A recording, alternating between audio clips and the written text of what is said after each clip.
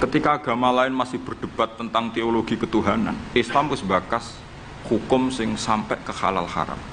Jadi ibarat orang bangun rumah, orang lain baru bikin pondasi, Islam itu rumahnya sudah jadi.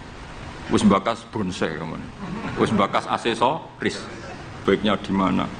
Tempat kembang di mana? Tempat WC sebaiknya di mana? Itu sudah detail. Lho wong iku nganti ngomong detail itu bukti makmur. Kowe lagi sugih anyaran. Duwe mobil wis seneng asal mobil. Gak mikir aksesoris, gak mikir. Bensin tas solar wis ra mikir. Wong di mobil alhamdulillah. Pokoknya takokane rime blong ta ora ngono tok. Tapi kalau sudah mapan itu sudah rewel, sudah detail. Bakasan esmetik sama manual itu baik mana. Sudah detail. Nah, Islam datang itu sudah detail sampai ngendikan halal.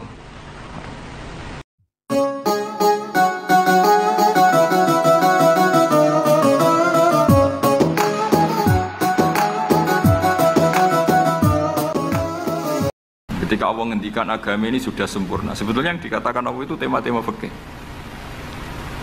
Jadi orang sekarang tuh ngawur sekali kalau mengatakan tasawuf itu di atas fikih, itu keliru sekali. Kita bisa mengikhlaskan ngamal itu setelah lolos uji fikih. Jadi misalnya, saya sholat tak ikhlaskan untuk Allah. Status sholat itu harus benar dulu. Ada fatihahnya, ada rukuknya, ada sujudnya. Yang status sholatnya aja nggak benar, kok ini diikhlaskan, diikhlas nombahin, nggak ada.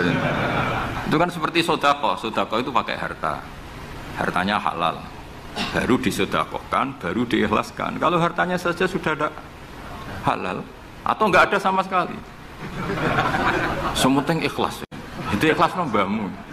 Sementing mulang ikhlas, mulangi rapayu ikhlas. Jadi kiai sementing ikhlas, kiai rapayu, mau diikhlaskan apanya coba? Jadi perangkat fikih itu jelas ya. Nah kelirunya kita, kenapa kok gak sampai konangan kalau ayat itu fikih? Ya mergo hafal Quran, ngerti-ngerti dalil al-yauma akmaltu lakum. Iku cara ketemu wong nahwu itu dalil kriminal. Wong al-yauma iku dzaraf iku ta'alluq. Ya ora ono wong takok. Wong pancen padha ra isane. Mestine ana wong dalil al-yauma takok mbah niku dzaraf, Mbah. Kok ujug-ujug dzaraf kok ning ngarep ono cara nahwu coba. Bisa dzaraf di depan. Tidak bisa, dzaraf itu butuh ta'alluq. Ta'alluq itu mesti mendahului dzaraf. Ujug-ujug dalil kok al-yauma ing dalam iki dina. Ing dalam dari apa? Tapi baru kayak bodoh bareng-bareng ya aman wae. Mane bodoh anu seneng mbek wong bodoh. Ora itu mau seneng. Ya misalnya sampean goblok ya ono dalile subhanaka ma khalaqta hadza batila. Sesuatu yang ada pasti semuanya ada gunanya. Karena Allah ngendikan ma khalaqta hadza semua pasti ada hikmahnya. Lan kalau wong bodoh ya ra wani ngenyek, piye ono hikmah. Nah, pertanyaannya itu begini, andaikan orang itu dalil dari awal, hurrimat alaikumul maitatu, diharamkan kepada kalian bangkai. Terus wal mauqudatu wal mutarad diatu wan natihatu wa ma akalas sabu illa ma zakkaitum wa ma zubiha 'alan nusufi wa antastaqsimu bil aslam. Itu tentang fikih semua. Setelah fikih selesai, Allah ngendikan gini, al-yauma ya'isal ladzina kafaru min dinikum fala takhshawhum wakhshaw. Itu ayat favorit saya. Allah ngendikan al-yauma ing dalem iki dina, ya Isa wis dadi putus asa. Ya Isa itu fi'il madhi. Ya memang yaknya itu ya balungan kalimah. Ya Isa yai asu. Al-yauma ing dalem iki dina ya Isa putus asa. Sapa alladzina kafaru wong kafir. Min dinikum saking ngotak-ngatik agama sira kabeh. Hari ini orang kafir sudah putus asa mau membuli Islam. Karena argumentasi Islam itu sudah terang benderang. Ketika agama lain masih berdebat tentang teologi ketuhanan, Islam wis bakas hukum sing sampai ke halal haram. Jadi ibarat orang bangun rumah, orang lain baru bikin pondasi, Islam itu rumahnya sudah jadi. Wis bakas bonsai kemana? Wis bakas aksesoris. Halal haram makruh khilaful Allah, agama lain masih bakas pangeran itu sapa? Telu apa siji? Nak telu iku sing anake sapa, sing bapake sapa, ojo diskusi. Islam wis bakas, Kiai RT, Kiai RW pokoknya sudah detail. Kiai alternatif, Kiai tenan, Kiai debutan, sudah lengkap itu sudah. Ketika mangane sing sitok jek bakas pokok Islam wis bakas detail. Makanya Allah begitu bangga ngendikan kitabun uhkimat ayatuhu summa fussilat. Fussilat itu ditafsir. Ibarat rumah itu sudah detail, pintu sebaiknya di mana, tempat kembang di mana, tempat WC sebaiknya di mana. Itu sudah detail. Lho wong iku nganti ngomong detail itu bukti makmur. Kowe lagi sugih anyaran, duwe mobil wis seneng asal mobil. Wis gak mikir aksesoris, wis gak mikir. Bensin tas solar wis ra mikir, wong di mobil alhamdulillah. Pokoknya takokane rime blong ta ora ngono tok. Tapi kalau sudah mapan itu sudah rewel, sudah detail. Bakasan esmetik sama manual itu baik mana. Sudah detail. Nah, Islam datang itu sudah detail sampai ngendikan halal. Maka ketika agama ini disempurnakan itu maknanya adalah ahkamul halal wal haram. Makanya Allah ngendikan al-yauma akmaltu lakum dinakum. Itu mesti masailul halal wal haram. Sama tak cerita nih, agama lain itu tidak punya konsep tolak. Ya kalau kawin ya harus selamanya. Islam itu detail. Saking detailnya kadang ya rontok saenake. Tapi wong barokah bodoh itu alhamdulillah tenan kula nu syukur. Mau sampean wis bodoh lah ora apa-apa wis. Wong sak pinter-pintere wong cara pangeran ya tetep bodoh wae. Dadi aku muni bodoh kalimatu madkhin ora kalimatu dzambin wis pancen wis. Lan kula niku ngelem kiai yo biasa, ngritik yo biasa, wong paling hukum ku ora penting, sing penting hukume Allah Subhanahu wa taala. Sampeyan tak bedhei. Kawin cara Islam itu saking detail. Nak mbok rungokno yo ana ngawur. Tapi ngawur sing ilmiah. Misal aku ngawekno hamdan uzawi juga alama amarakallahu bihi min imsakin bi ma'ruf au tasrihim bis. Jajal mbok rungokno wong ora bodho. Iku ora mangkel kalimat iki. Jong kowe tak kawekno ya. Ya nak tepak ya terus, nak ora tepak ya pegatan. Lho itu kan artinya kan uzawi juga alama amarakallahu bihi. Kamu tak kawinkan sesuai perintahnya Allah, yaitu pilihannya hanya dua, min imsakin bi ma'ruf, nak masyarakat yo terus, au tasrihim. Nak ora tepak wis pegatan. Tapi nak terus ya sing apik, nak pegatan. Sing apik, pegatan apik orang nggawa donya, orang ngentekno donya wis pegatan. Aja kok rabi ngentekno donyane mertua lagi pegatan elek. Itu coba andekan itu orang paham semua. Mesti kan wong urung-urung kok sebakas. Tapi barokah ora paham. Amin amin. Berarti betapa barokahnya kebodohan ini. Kok kowe nyesal lu lha opo barokah ngono itu. Coba umumnya kiai kalau ngakatkan gimana coba? Seperti tadi kan? Coba saya artikan uzawiju ngawekno ingsun ka ing sira. Alama sesuai ngatasi perkara. Amar kang perintah ka ing sira sapa Allah. Kowe tak kawekno jeng sesuai aturan sing ditanamkan Allah, sing diajarkan Allah. Yaitu min imsakim ya, yaitu ngeker kelan apik mesti nikah terus au tasrihin to megat engko nak megat yo bisa. Ya tasrih biasan kira-kira nek dadi manten sugih ya pegatan-pegatan tapi aja ngetekno donyane sik. Nah, karena Quran itu ilmiah. Ilmiahnya apa? Potensinya orang kawin ya hanya dua itu. Kalau enggak terus ya pegatan, daripada kaget di belakang sudah diomongkan dulu di depan. Loh di mana-mana ilmiah itu kan gitu kan. Kalau kita mau pergi ke Jakarta, kita sebagai supir yang baik, pinten jam? 4 jam misalnya. Tapi kalau ada macet ya 6 jam. Tapi kalau ada kejadian di luar duga ya 3 hari. Itu ilmiah, sesuatunya di kayak militer itu loh. Alternatif A, ada alternatif B, alternatif C. Pilot ya gitu. Otomatis kalau nggak bisa manual, kalau bisa semuanya ada alternatif. Kawinnya gitu. Enggak nang urung pegatan segawe alternatif. Ndak ada gitu maksudnya. Wah, seneng kamu nafsiri sing salah. Resiko dadi kiai ngoten niku. Kula nu bolak-balik dijam pamiti tiyang Jogja napa tiyang Jakarta, tiyang Surabaya. Gus kula tak nulis buku jenengan. Ya tapi tetap bukumu wong sing nafsiri kowe ora aku. Mang resiko jadi wong top. Wong do nafsiri dhewe-dhewe. Aku kadang gumun aku sing ngomongnya ra tau di pikiran ngono. Kok sing nafsiri pikirane ngono iku sing bulet menafsir. Tapi itu resiko, memang apa? Jadi wong alim gak wong ayu. Wong ayu ketemu Hamdani guyu. Hamdani nafsiri seneng, sing wong ayu nek bocah kok lucune ngono. Wong alim ya. Kula kadang didudono tiang-tiang. Didudono tiang-tiang. Gus ini ada buku tentang jenengannya, ada WA tentang jenengan. Lho aku sing duwe awak wae ora dipikiran ngono kok sing nafsiri tok ndi ku piye.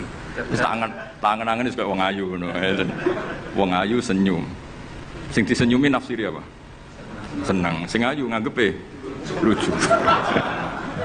Tak anggap wong latihan. Jadi wong sing nulis tentang kula sing ra bener tak anggap wong latihan urip ngono ae seru-seru. Tapi itu memang mau ndak mau.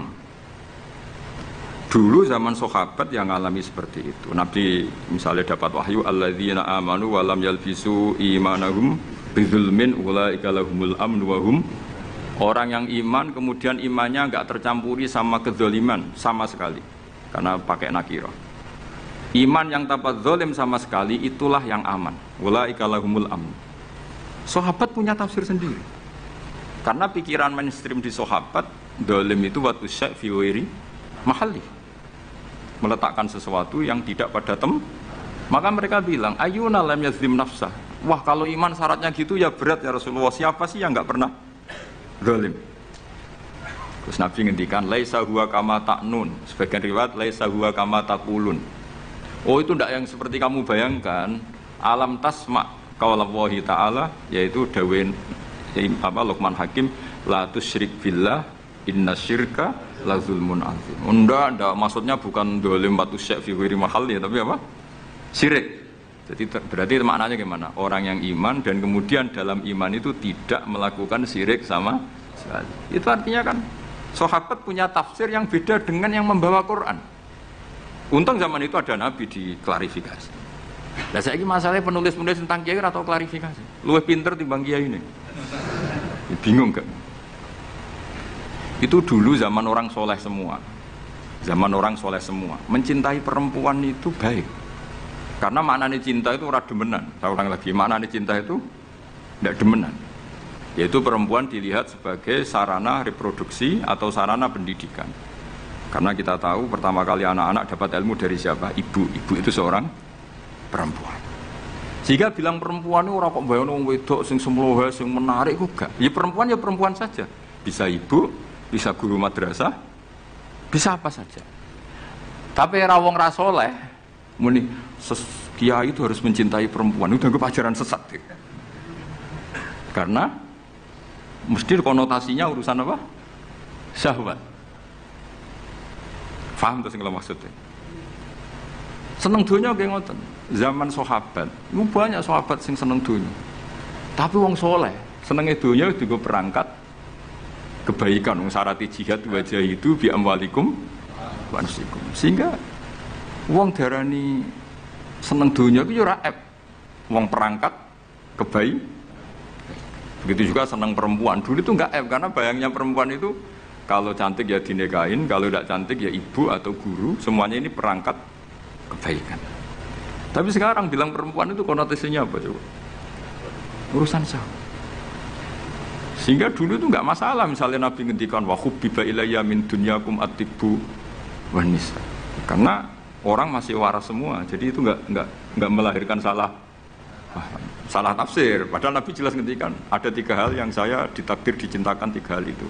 Yang 2 itu at-tibbu wan nisa. Pewangian dan perempuan. Tapi dengan makna yang apa? Positif. Karena kalau perempuan enggak dididik, coba anak kamu pertama tahu kebaikan lewat siapa? Ibu. Ibu itu perempuan apa lelaki? Perempuan. Jadi dulu makna perempuan itu tidak harus urusan. Nah, tapi kalau sekarang sampean ngomong itu, orang nafsir kan macam-macam.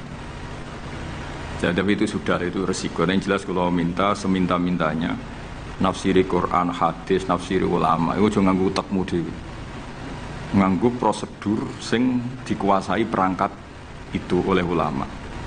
Makanya kalau masalah Quran sampai Kanjeng Nabi keras, man fassarul Quran fi ra'yihi falyataba wa maqadahu minan nar. Orang yang menafsirkan Quran dengan otaknya sendiri, maka sama juga pesan 1 tiket ke neraka. Tapi kalau nafsirkan ulama salah, saya naik dewi urung pati neraka lah.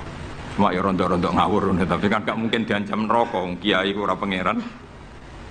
Tapi ini saya cerita ya, betapa susahnya kita sebagai ulama. Karena kita harus membiasakan bahasanya ulama dulu, karena itu satu-satunya cara untuk menetapkan tradisi dulu. Dengan zaman yang sudah rubah, ya dengan zaman yang sudah berubah. Ya tapi mau tidak mau. Saya beri contoh kecil misalnya tadi. Dulu sahabat itu biasa bahasakan tadi. saya ini suka perempuan. Karena ya memang zina linnasi hubbu syahwati minan. Tapi maknanya suka itu ya kalau suka dinikah ya dinikah, tidak demenan, tidak pacaran. Kalau suka perempuan dengan mana ibu ya di rumah yang baik. Kalau suka perempuan dengan mana ustadzah ya diberi hak fasilitas ngajar. Semuanya itu konotasinya positif. Seneng dunia kayak ngoten, aku seneng duit, aku itu kedonyan, aku itu seneng harta. Maksudnya apa? Itu perangkat kan. Aku seneng murid, aku seneng nak ngaji, aku seneng ngaji wakil. Banyak kayak dulu yang bilang gitu. Aku seneng kalau ngaji itu yang ngaji banyak. Bukan urusan salam template, orang urusan sowanan gula akeh, tapi ingin kebaikan itu didengar orang banyak. Tapi kalau sekarang, kowe dadi kiai mending aku seneng santri akeh, mesti wong oleh nafsiri. Iya, ben sing salam template. Oke, jadi sekarang perangkat suudzon itu luar biasa. Luar biasa. Dulu enggak, dulu tuh ya tuwahi ma'al jamaah, kalau ingin barokah ya harus rame-rame. Alaikum bil jamaah.